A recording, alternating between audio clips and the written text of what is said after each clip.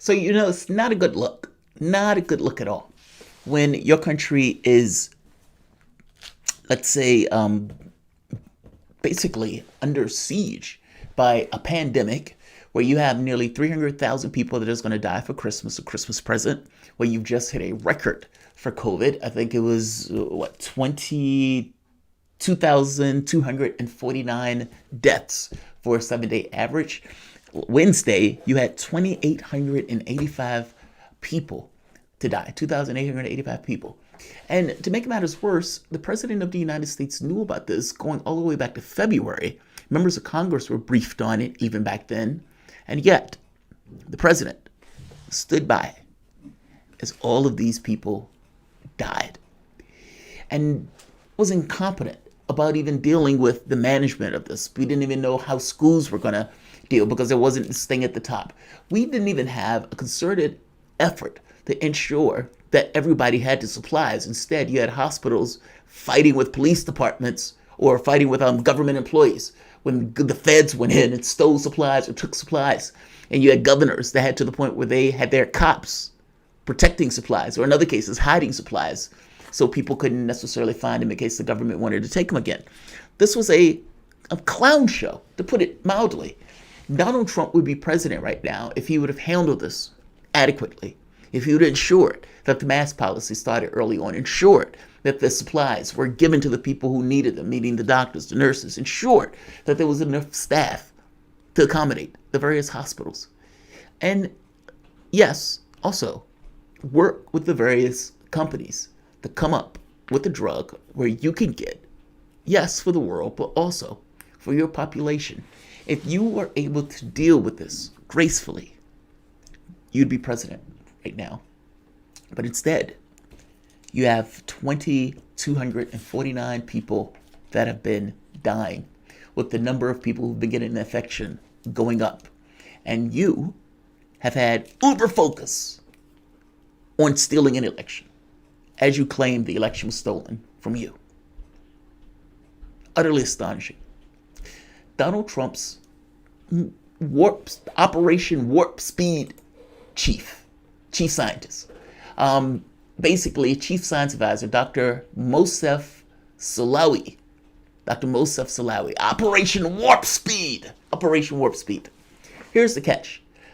Donald Trump was somewhat humiliated when an article came out basically saying that Donald Trump purchased, yes, the Trump administration purchased 50 million doses of Pfizer BioNTech's drug.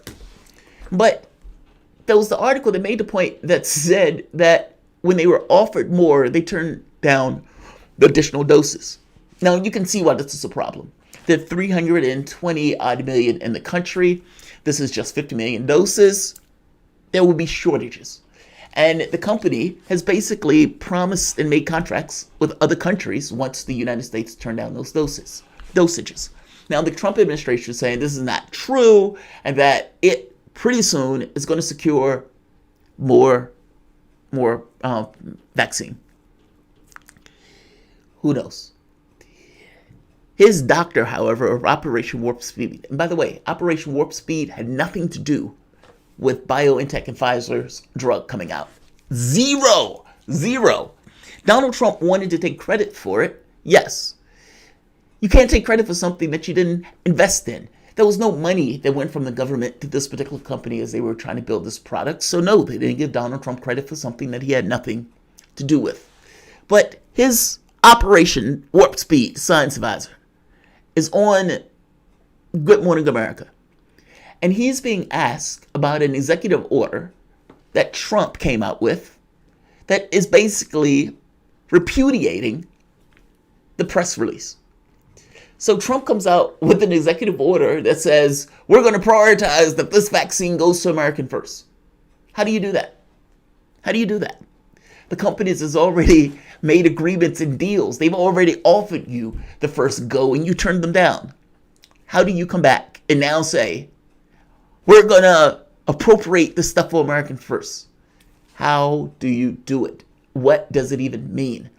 I'm going to show you the answer from Donald Trump's science advisor, Dr. Mosef Salawi, as he has a minor freak out on being asked this question. It is very strange to watch this, and I think I know why. Let's talk about it. Welcome to the Soapbox.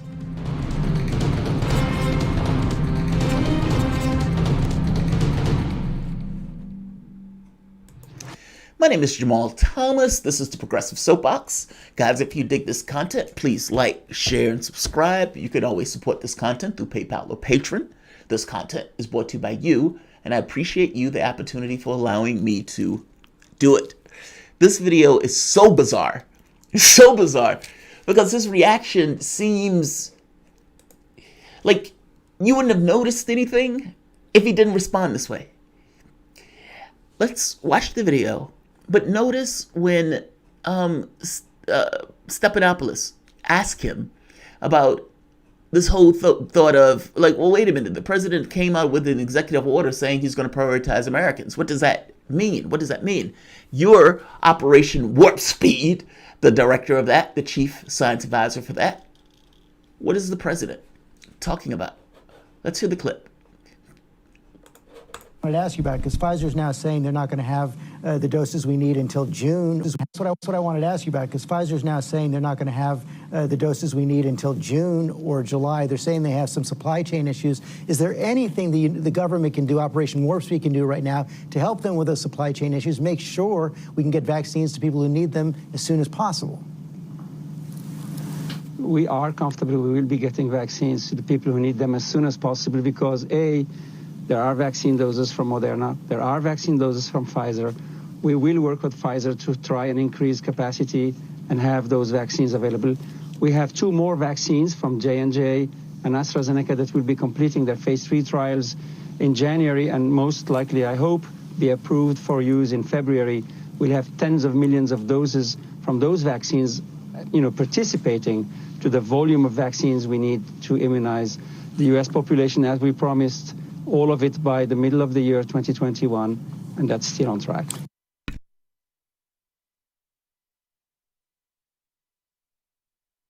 Basically, good answer, right? Look, I get BioNTech and Pfizer is coming out with their vaccine. Fair enough. But there's Moderna, and he names like 2 or 3 others.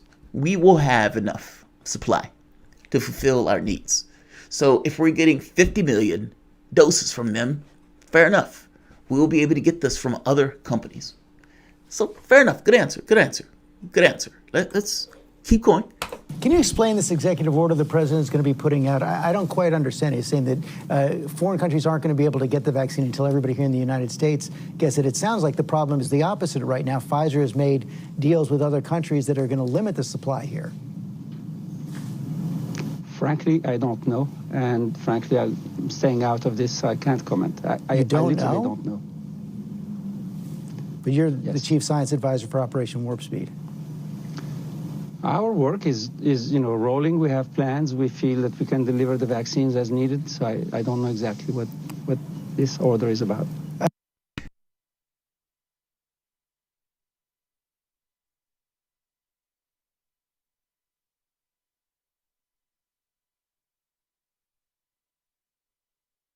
If indeed the plan is for you to get 50 million from this company, great.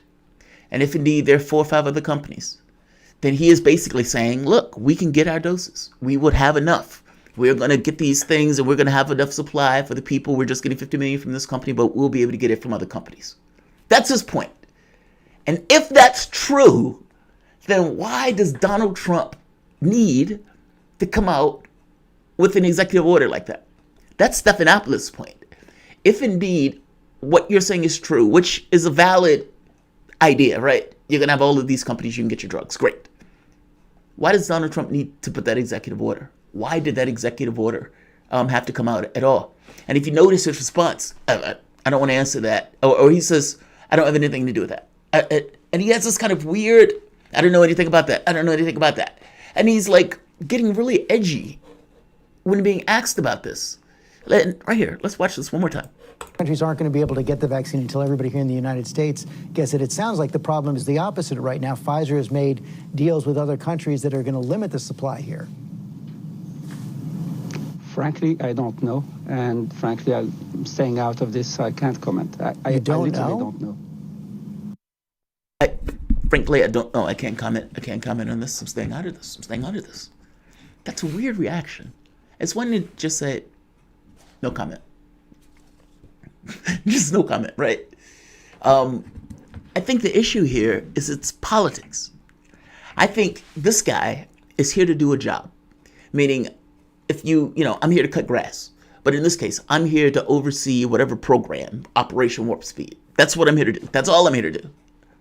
Donald Trump has just done something that is political in nature. There is no reason for him to make that executive order. And because there's no reason for him to make that executive order, it is entirely theater. It's entirely optics. This gentleman who's here to do a job, yes, it's some part is optics, but the job is optics. He doesn't want to necessarily be a part of this thing and get warped or wrapped into Donald Trump's, optics of Operation Warp Speed, or in this case, we're going to make sure that every American gets a vaccine before anybody else across the board. Well, that's a bit too late because they're doing that in the UK right now, giving vaccines. And again, the company has already promised many of these contractual obligations already out there. And the secondary thing is, what is even the point of this particular executive order if indeed all of these other companies are going to have their vaccines and the United States is going to be able to purchase product from the other companies? It's theatrics. His weirdness here, his energy changes and gets, really bizarre here. I think he has a minor freak out because I don't want to be part of this politics. I don't want to be part of this. Leave me out of this. And Stephanopoulos, you don't have anything to say? Stephanopoulos is dumbfounded. What? But you're the chief science advisor for Operation Warp Speed.